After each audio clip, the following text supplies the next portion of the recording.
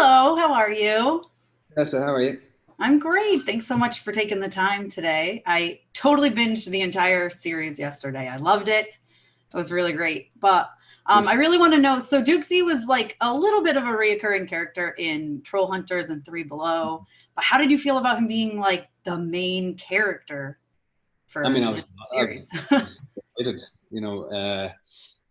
I kind of known when I first started on Troll Hunters that he'd be quite a big character in Wizards, so that was always there. And I love looking back now, I think that the introduction of Duxie was really it was great the way that he was only in a couple of scenes here or there, or and people were just wondering who is this guy, what is he about. And then for Wizards, then you see the whole history of who he is and why he's there and all that kind of stuff. And I just think it was a really good way to introduce this character. Yeah, I thought it was great too. I loved it. Hello. How are you? Doing good, thank you. So I'd like to know if there's any aspect of your character that you can actually relate to. That I can relate to. Yeah, well, Douxie's big into the guitar, and that's kind of my passion is the guitar, and I collect kind of stuff. So we're very similar like that. Obviously, I'm not like a 900-year-old wizard. He still looks like a teenager. You look great.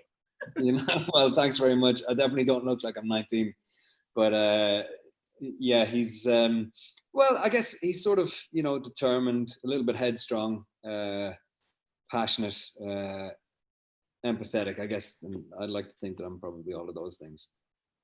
Great, thank you. Hey, Colin, how are you?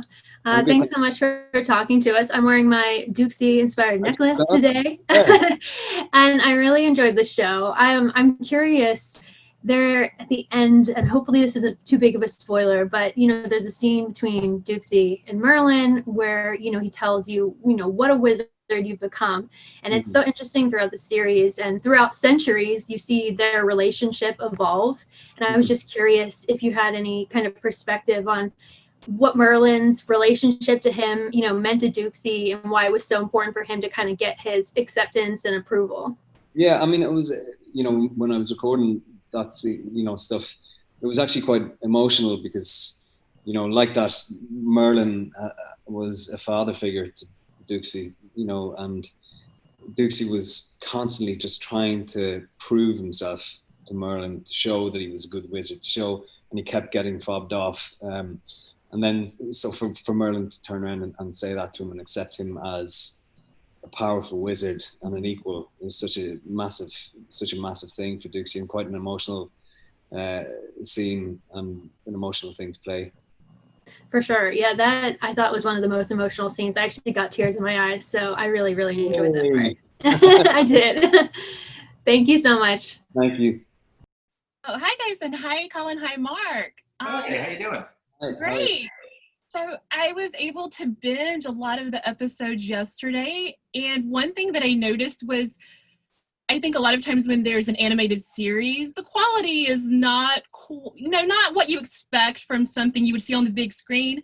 Wizards looks like it could be a feature film, and I was just wondering about the process of the changes in the animation from the first series and how that's progressed. It's interesting because we basically have been working with the same vendors, the same three animation houses that started with the very first episode, Troll Hunters. And I think you've seen, as I've seen, an incredible, evolution and growth in the animation. If you look back to the first episode, Troll Hunters, and now you look to the, first episode of Wizards, I think it's a massive, massive leap forward. And that's all, it's really all thanks to the designers and artists and animators that we've been working with. And the fact that we've really had the chance to work with many of them for the past 9 years has allowed us to, slowly iterate and evolve the look of all the shows. Yeah, it looks amazing. Thank you. Thank you. Everyone works really, really, there's a lot of hard work that goes into it. So that's really appreciated. Hi, Colin. Hi, Mark. How are you? Hey. Hi, how are you? Love the background. Green screen, yeah, little background. So this is such a massive project and a finale to this trilogy. So I guess this is a question for both of you. What do you hope audiences will take away from this series after watching these last episodes? Colin? Well, yeah, I mean, I think, I think for Douxie, for somebody who's been spending, I guess, 900 years or whatever it is to try and, win Merlin's sort of affirmation and acceptance and all that kind of stuff, I think, I hope that people will take, some sort of idea of hope from it, you know what I mean? And I think, for me, it was so much fun to get to play two different versions of Douxie in the show, which was amazing. And hopefully people will, I'm blown away by the animation and everything in it. So I think that it's an incredible show. So hopefully people will really love it. I hope people love it too. I'm hoping that people are satisfied by the ending, but also surprised. I think one of the things that makes these shows special is we don't always, zig where most people would zag. And I think, the ending of Wizards is, I think it's very, very different from what people are expecting. I wish I could talk more about it, actually, but it would spoil not just the show, but some fun stuff that we'll have to talk about later. All right. Thank you so much. No, thank you. Hi, Colin. Hi, Mark. Hey. So I actually watched this series with my family, and I have a 5 and an 8-year-old. And they were immersed the whole time, like, oh my gosh, it's so different. And Colin, this question is for you, and it's coming from my 8-year-old. Okay. And he basically wanted to know, what was your favorite scene to record during, this whole time? I really liked the scene where, I think it's the scene where Douxie comes across old Douxie, and they sort of see each other for the first time. And any to be honest with you, any of the stuff that had like young Douxie, the sort of bumbling idiot, I absolutely love doing all of those. And I particularly love the line where I say, I think it was, bye bye me. So they were, any of those scenes with that young Douxie were great. Awesome. Thank you. Hi. Hi, guys. Thanks for joining me today. So my question is for Mark or either of you. There in episode 5, there was a scene where Merlin kind of put mask on Claire and Douxie to, silence them and everything. And usually, that would just be funny, whatever, but it struck a chord with me with everything going on in the world right now and the big debate on masks and things like that. And it just got me thinking, with everything going on, if there was anything that you would add or change in the series, what would it be? And if you would, or what would it be? Would you change anything? And if so, what would it be? That's a good question. Nothing springs to mind, to be honest. It's funny that the sort of muzzle gag in episode 5 was oddly prescient, but of course none of us could have seen this coming. No, I think it's funny. I'm not, as a writer, I don't typically look back on stuff and go, oh, I would have changed this for politics, or I would have changed this to reflect current events. I will say there's, I haven't been involved with anything in my career that I haven't wanted a do-over in some way, shape, or form, but that's usually to address little technical things, like a line of dialogue I didn't feel like quite nailed, or in live action, a production sequence that didn't have enough money going to it or something. But in terms of like trying to sort of chase the zeitgeist, I tend to sort of I tend not to try, because that way it could lie madness. Thank you. Mhm. Hi, you guys. Hi. Hey. So I am a big proponent of family-friendly content. And so first of all, I just wanted to thank you for making a show that is family-friendly and something I can watch with my kids. And it still has, you know, a little bit of an edge to it. One of my favorite things about this show were some of the words that you made up for, like, you know, like fuzz buckets and butt snack and things like that, so you can avoid the 4-letter words. So who came up with those? And do you have any non-4-letter words you like to say? Yeah, great question, and thanks for asking, actually, because it gives me an opportunity to give a shout out to Chad Quant and Aaron Walke, who are not only the showrunners of Wizards, but they've been on the writing staff of Trollhunters. And during their time on Trollhunters, I kind of discovered, along with the Hageman brothers, that Chad and Aaron had this gift for coming up with names, like naming stuff. And not just, you know, to avoid, you know, standards and practices issues with language, but like they came up with the name of the Arcane Order, for example. They have a lot of talents, but that's one of them. And they come up with a lot of the names that you hear on the Trollhunters and Wizards. Great, thank you. Yeah, no, thank you. Hi, Mark. Hi, how you doing? Good, how are you? Good. Sorry I missed you before. Oh, it's fine. So I'm wondering, you know, some of the characters go back in time and they pretty much immediately mess up the entire timeline, like within an episode. And I'm curious, if you guys could go back in time, what historical event would you want to witness and possibly change and mess up? Ooh. I'd like to go. I'd like to have seen Jimi Hendrix at Woodstock.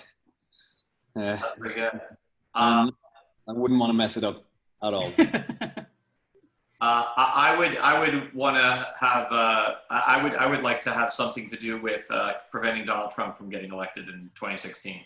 Kind of love that answer. I'm not shy about my politics. Good. I love it. Thank you so much. Thank you. Hello. Hello. So Mark, I have a question for you.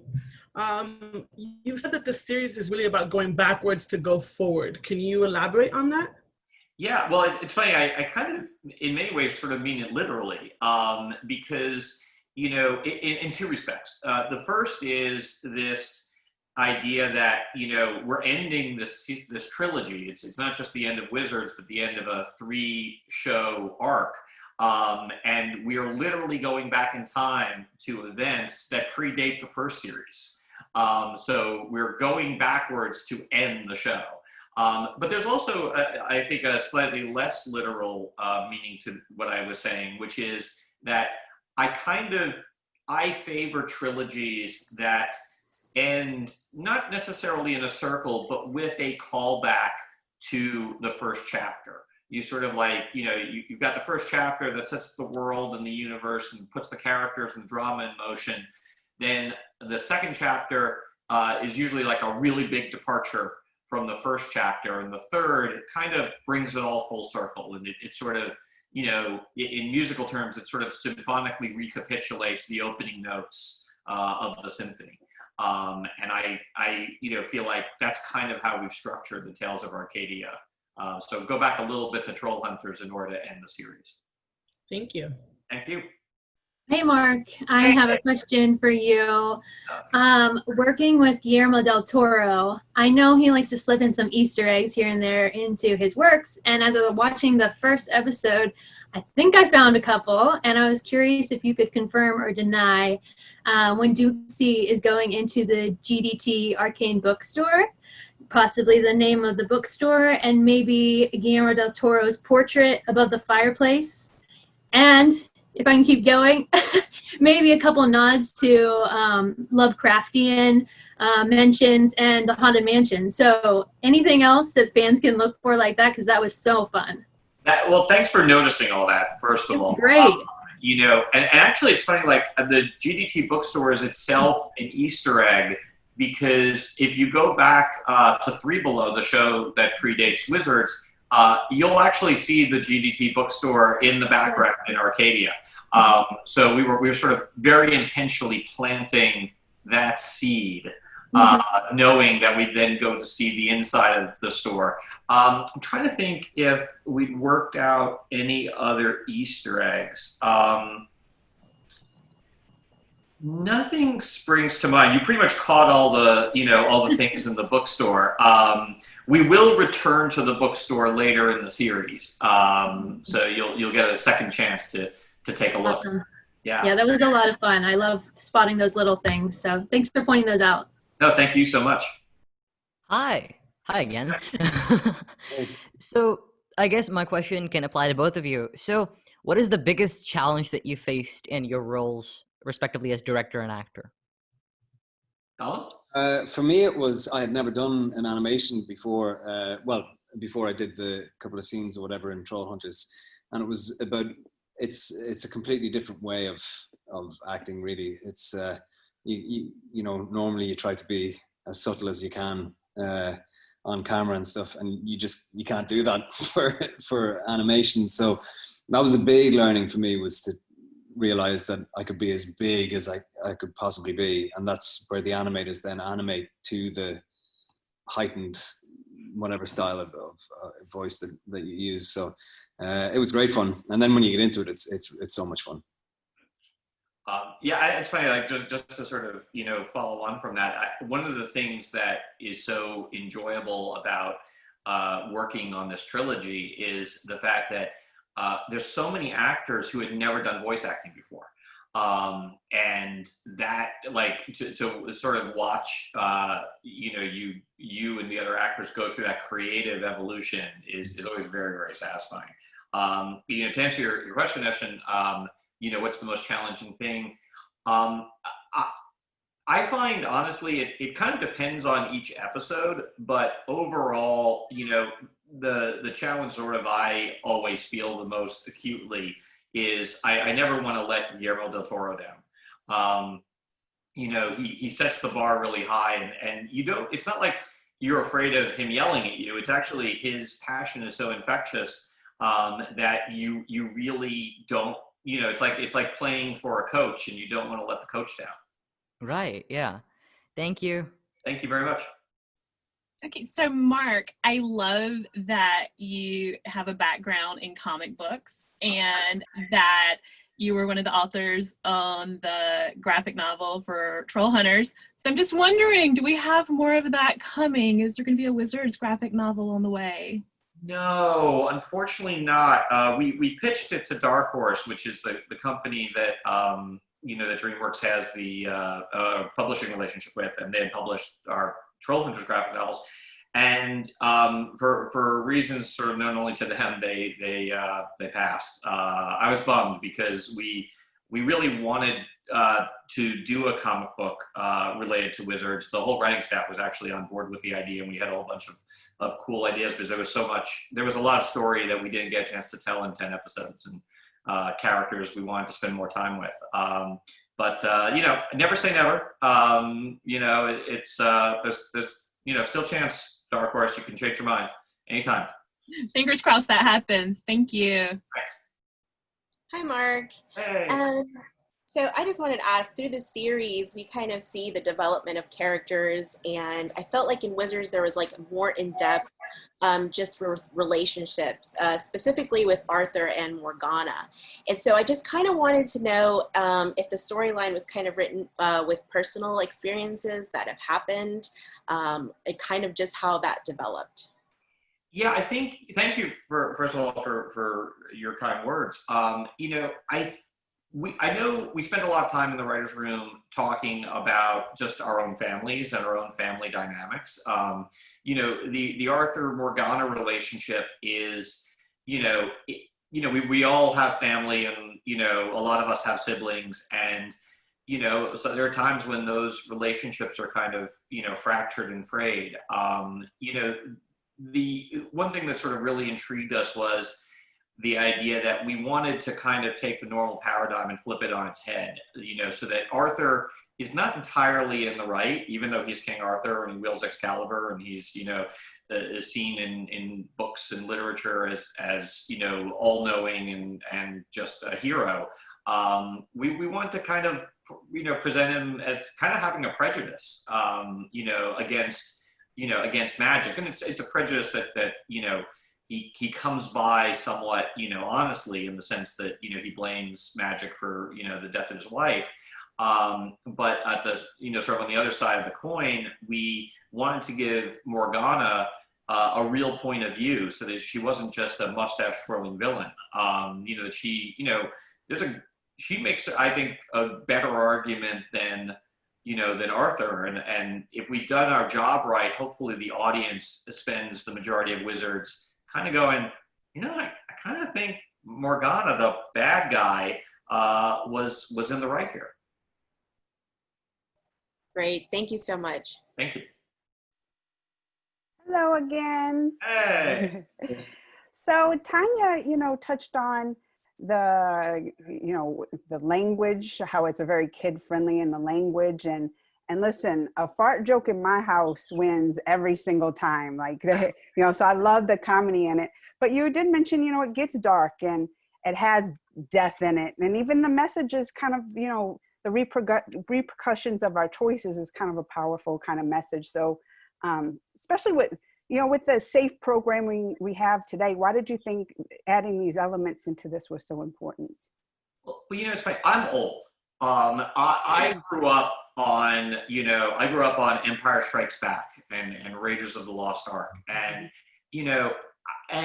I think I turned out okay. I wasn't, emotionally crippled, by Luke getting his hand chopped off. In fact, it's funny, the note that came back from Netflix when Morgana loses her hand is you can't show the hand getting chopped off. And I'm like, why not? We showed it on screen, back in 1980.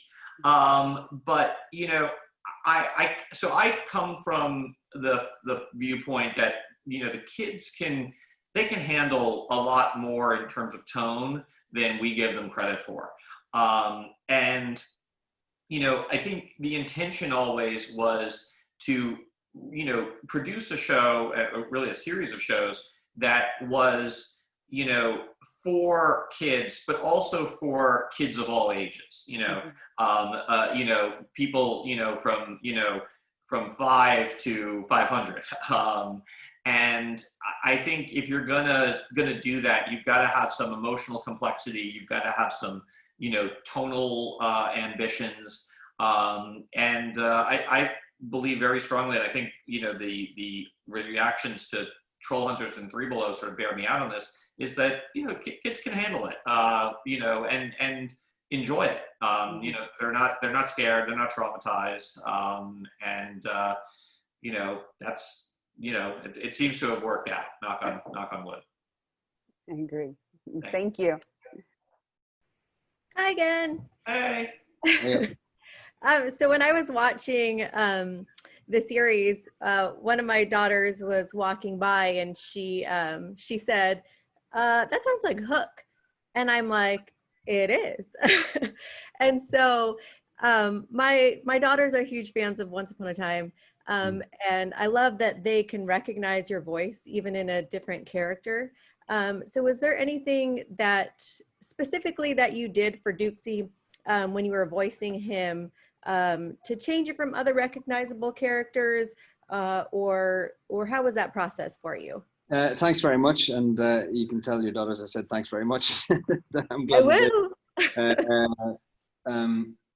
For Douxie, I mean, I was kind of aware that I didn't want him to sound exactly like I did as Hook, because obviously I've got an Irish accent and Hook was English, but Hook's voice is a bit deeper. So with Douxie, because he was a bit younger too, I wanted him to have a slightly higher pitch, and he's kind of more kind of a Londoner sort of, it sounds like, it's kind of more like this, it sounds like this, so just to change it up a little bit,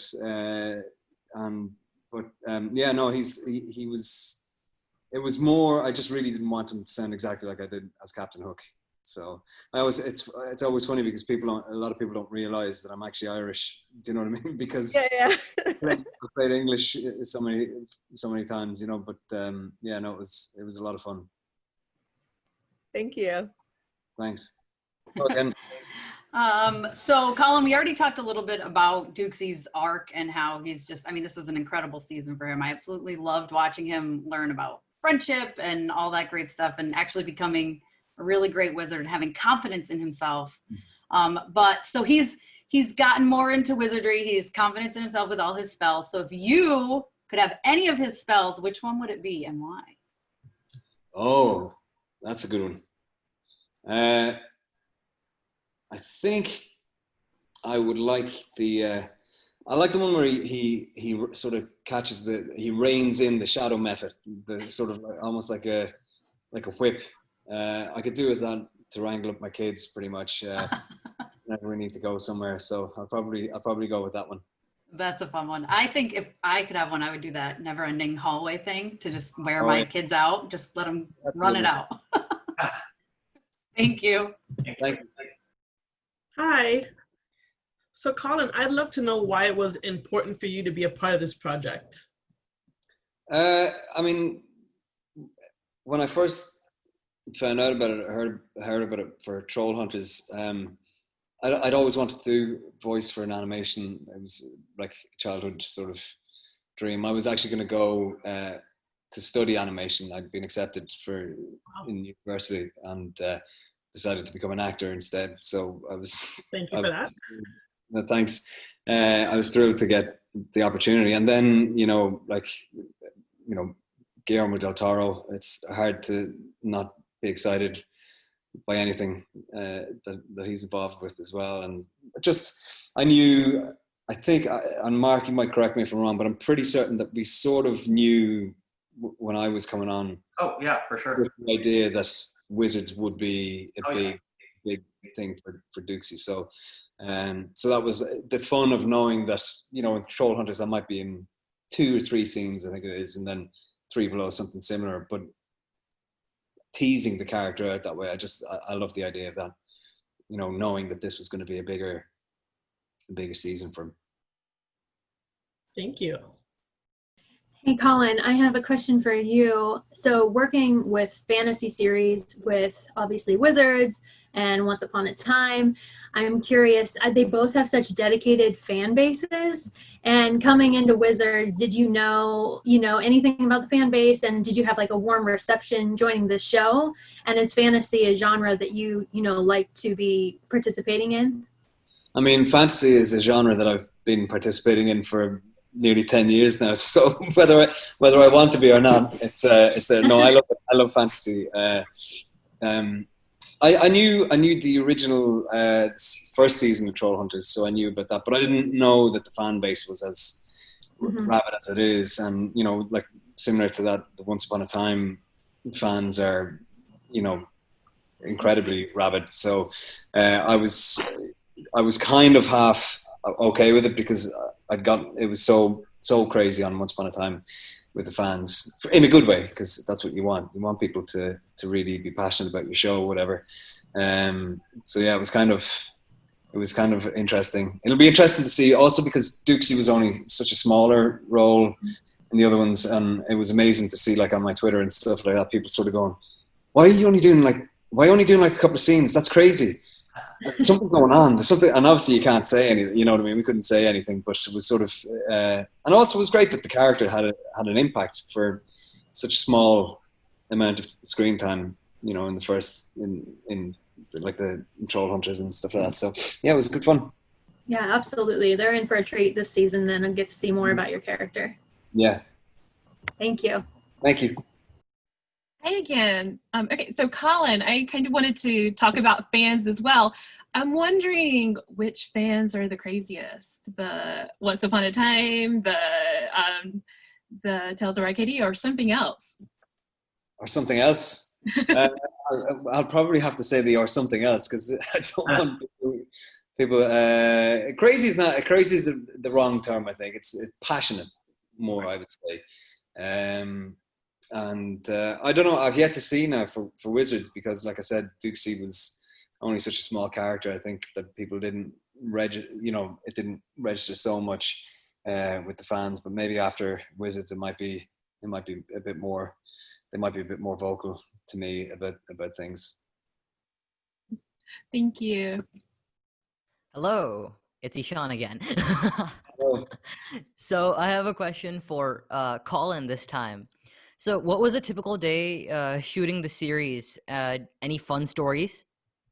Oh, working on this. Well, it's a funny one because I live in Ireland, so I pretty much recorded most of my stuff here, miles and miles, thousands of miles away from anybody else involved in the project. And it's you're kind of in the booth on your own, sort of Skyping with people.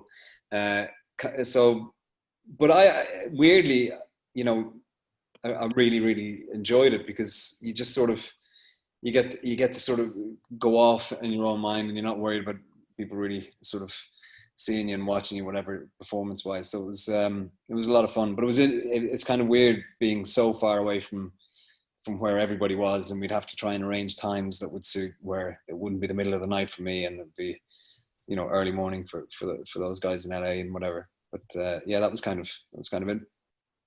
All right, thank you. Thank you. Hi, Colin. My question is for you. And I was just curious because I know you're a dad. And so I was just curious because you are recording this stuff at home and everything.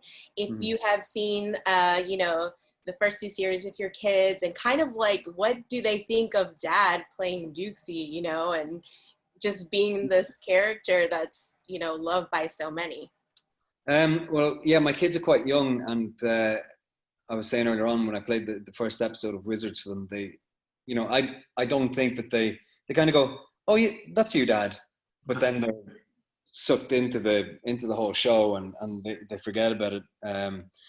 So they kind of, but they loved it, and you know, they're 7 and 3, and I think it's fun to do something where, you know, that I can watch it with the kids. I mean, Once Upon a Time kind of was like that, but it was more difficult watching something like that where I had to kiss somebody else and have your son when he's 4 say, "That's not mommy." Yeah. So it's kind of nice to have an animation to watch with them. Awesome. Thank you. Hello once again.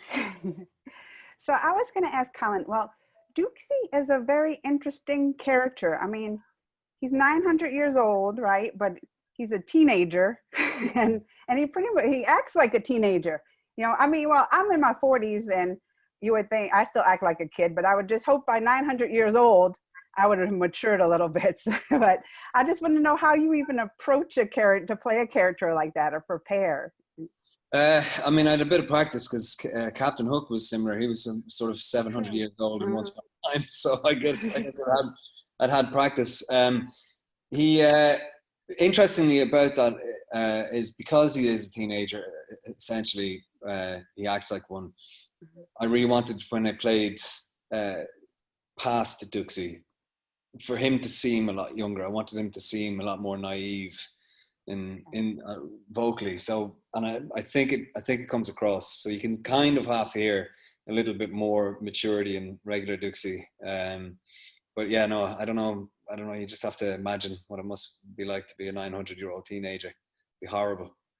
Yes, definitely. Well, thank you. So my question is, even though it was animation, like I was in love with all of the, I don't even know what to call it, the costuming of the characters.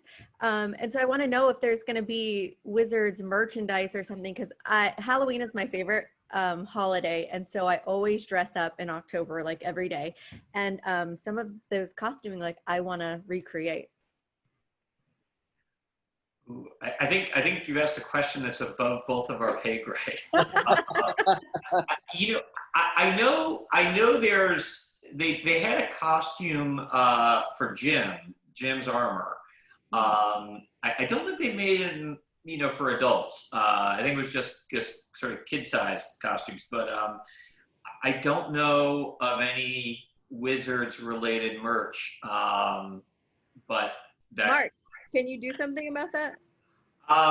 History has shown that I can't. History has proven me very incapable of making these things happen. But it's definitely not for lack of trying, or certainly not for lack of wanting to. All right. I appreciate it. Thanks. Hi again. Hello.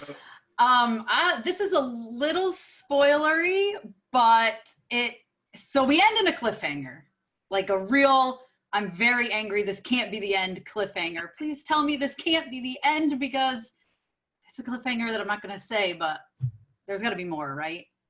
You know, the way I like to answer this is, if I were to tell you, it would be the end of me. DreamWorks and Netflix, they have a team of paid assassins on their payroll, and they're very good shots. But you will not have to wait long to get an answer to your question. Okay, yay, thank you. So I pretty much binge watched this season in a day and a half or so. And as I was watching episode after episode, it got to be like halfway through the season, and each episode was like finale worthy. There were tons of battles and character meetups and everything going on. And I would keep checking the episode list because I was like, is this the finale? Is this the finale? Did you guys know that this season was going to be this big, or did you know, as you were writing, did you just keep adding in scenes that just got bigger and bigger? You know, I think we really knew from the outset, mainly because we knew we only had 10 episodes, and we had a sense of how much story we had to tell, and it was more than 10 episodes worth. So one of the biggest challenges was figuring out how to tell all the story that we wanted to tell in the screen time we had. And the way I sort of describe it is it's kind of like when you take a car and you put it in one of those compactors, you end up with something that's a lot smaller than a car, but it still weighs as much as the original car. It didn't get any lighter. That's sort of how I feel about the narrative here. It's like we kind of took 20 episodes worth of story and compacted it into 10, so it feels like it's got the weight of 20 episodes. For sure. Yeah, it was a really fun, ending to the trilogy. But man, you guys just packed so much in. It was so much fun. Thank you. Thank you. Thank you. So for both of you, I'm wondering, did everything stay pretty close to the script, or was there any room for improvisation as you went along in production? Colin? I think it was pretty much to the script. If I remember rightly, I don't think there was much room for, no, I don't think there was there? There might have been a couple of phrases here or there that were improvised on the day, but not many, I wouldn't think. No, it was pretty much to the script. Yeah, I would say generally speaking on the shows, there are some actors who have done more improv than others, like Jack Kenny and JB Smoove in Three Below, for example. But generally speaking, it's not that there's no room for improv. I don't think we would, complain if anyone wanted to do it. But generally speaking, yeah, we just, for the most part, the shows tend to stick to the script. Thank you. Hello. Hello. So my question is for Marc. So help me understand how you choose a film to executive produce. So what do you look for in a script or a story, and why did you decide to be involved with Wizards? Ooh, good question. That's a really good question. For me, it usually is a mix of the people involved and just whether or not the project sort of speaks to me. Like in the case of, the Trollhunter franchise, I really wanted to work with Guillermo del Toro.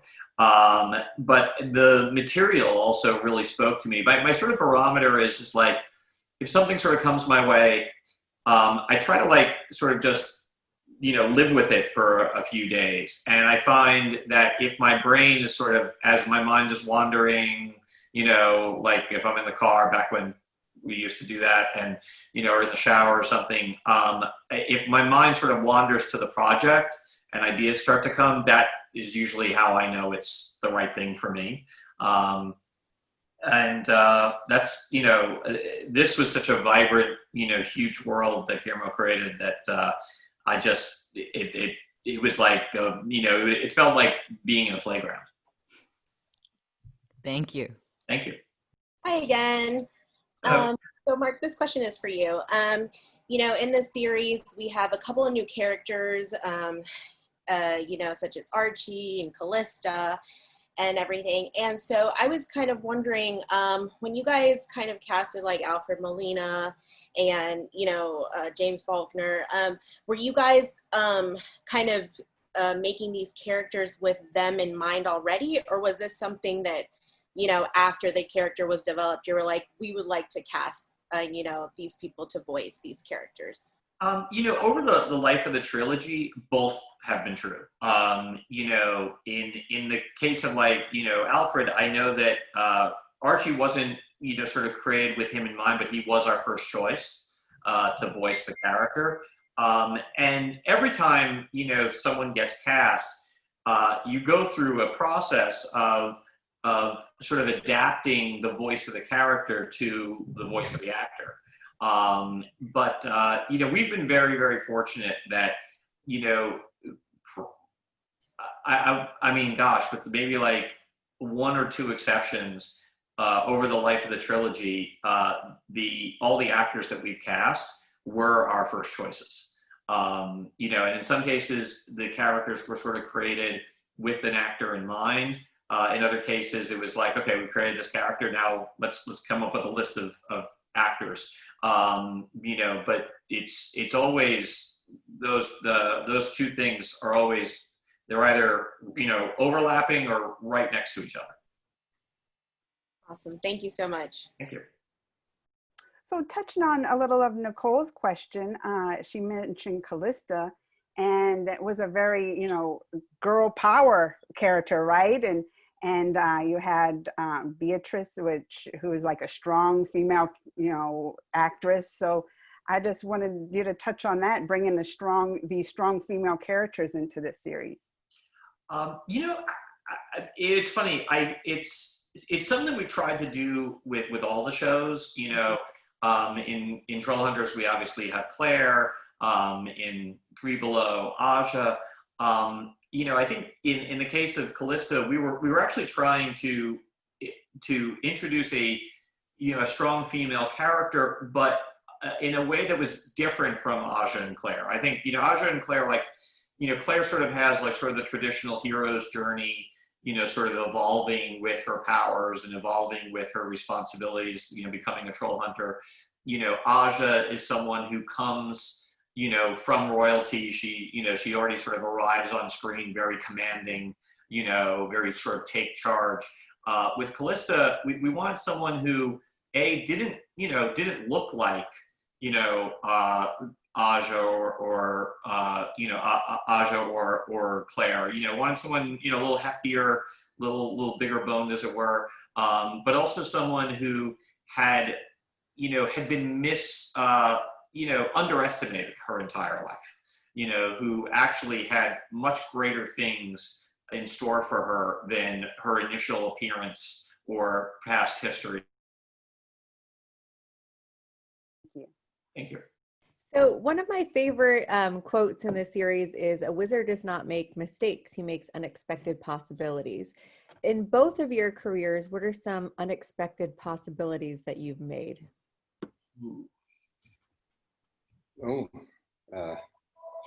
It's difficult as an actor to answer that, because you saw at the at the whim of directors or casting directors. Sometimes you think you're appropriate for something, and then you turn around and you're not. And then other times, you have to make a decision whether or not to do it. But I feel lucky to have done any of the work that I've done, like Once Upon a Time or this or the next show I have coming out, and just feel really blessed to have been a part of all of them, and such a different variety of shows, But I don't know if that's down to my choices or if it's just a bit of luck, to be honest. It's funny. My first job in the entertainment industry was working on a show called The Practice, and it was created by David Kelly, who created Ally McBeal and Big Little Lies. And I was a huge David Kelly fan. And LA Law was like this seminal show, and this was like my dream gig. And it was every, it more than everything I ever wanted to do as a writer. And at the end of my first year on the show, I was, given an offer to go onto Law and Order. And the offer was very enticing because it was an opportunity to write and produce more than I was able to do on the practice, just because of the way David runs his shows. And if you had told me I would get my dream gig and then a year in I would quit, I would have thought you were completely insane. And talk about unexpected. But I did leave the practice. I did join Law and Order, and that's where I met my wife. So it created this incredible unexpected possibility, and 2 kids. So that's probably my most unexpected possibility type of story. Oh, I love both of those. Thank you. Thank you.